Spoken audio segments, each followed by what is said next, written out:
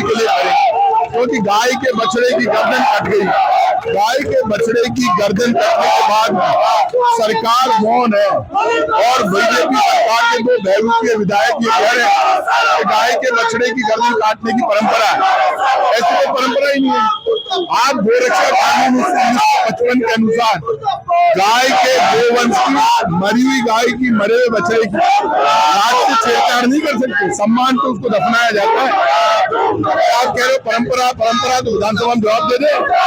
और बीजेपी के मदन राघव, भजनलाल शर्मा और इनके राष्ट्रीय अध्यक्ष और इनके केंद्रीय नेता बता दे कि बीजेपी सही मानती है क्या गाय के बछड़े की गर्दन काट के गाय के सामने लटकाने की? हिंदू कार्ड पर आप चुनाव लड़ते हो, जीत कर आते हो, हिंदुओं को बांटने की साजिश करते हो, हिंदू धर्म के साथ अपमान करते हो। और ये जो आप हिंदू मुसलमान कर रहे थे अब तक, पहले यूजीसी के नाम पर किसी ने मांगा ही नहीं, और आपने एसटी एससी ओबीसी वाले कह रहे हमने मांगा ही नहीं। गवर्नमेंट कह रहे यूजीसी ले लो, झगड़े करो यूनिवर्सिटी कॉलेज में। भैया रोटी देते नहीं, रोजगार देते नहीं।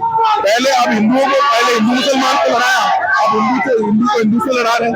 बीजेपी अपनी कुर्सी के लिए कुछ भी कर सकती है, और गाय के बछड़े की गर्दन काटने के मामले में आप ये मानकर चलना, किसी भी कीमत पर नो कॉम्प्रोमाइज। हम और अभी तो ये आंदोलन चालू ही नहीं हुआ। उनकी चुप्पी का क्या कारण मानते हैं? उनकी चुप्पी जो है क्या कारण मानते हैं उसका? वो जानते हैं, उनके पास कोई जवाब ही नहीं है। बीजेपी के पदाधिकारी ने गाय के बछड़े की गर्दन काटी है, लटकाई है, वीडियो है, सारे प्रूफ है।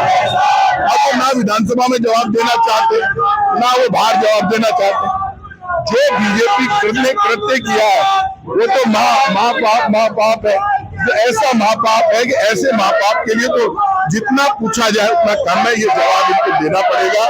और सुन लेना, अपराधियों के विरुद्ध कार्रवाई नहीं होती तो किसी कीमत पर यह आंदोलन रुकने वाला नहीं। यह आंदोलन लगातार जारी रहेगा, और ये आंदोलन तब तक जारी रहेगा जब तक अपराधियों को सजा नहीं मिल जाती, तब तक जारी रहेगा। शंकराचार्य जी गाय के लिए हमेशा से, शुरू से लेकर अभी तक प्रयास करते रहते हैं गौ हत्यारों के खिलाफ।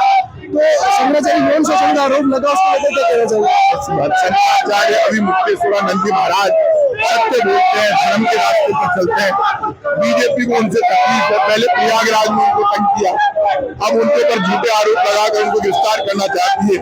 यदि शंकराचार्य जी को बीजेपी ने गिरफ्तार कर लिया तो ये बीजेपी का आत्मघाती कदम होगा, और बीजेपी का आज तक का सबसे बड़ा गलत फैसला होगा। बीजेपी का अंत हो जाएगा। पूरा देश समझ गया कि बीजेपी वोट के लिए हिंदू से हिंदू को लड़ा सकती है, हिंदू से मुसलमान को लड़ा सकती है, हिंदू मुसलमान से ईसाई को लड़ा सकती है। बीजेपी वोट के लिए देश में कुछ भी कर सकती है। इसलिए बीजेपी की पोल खुल गई। जो बीजेपी की पोल खुली है, ये मानकर चलना पूरा देश जान गया कि बीजेपी को ना देश से मतलब है, ना जनता से मतलब है। बीजेपी जो पाप कर रही है, उन पापों का हिसाब सड़कों पर होगा। और ये जो आंदोलन है, गोरक्षा आंदोलन, ये लगातार जारी रहेगा, तब तक जारी रहेगा जब तक अपराधियों को गिरफ्तार नहीं किया जाए।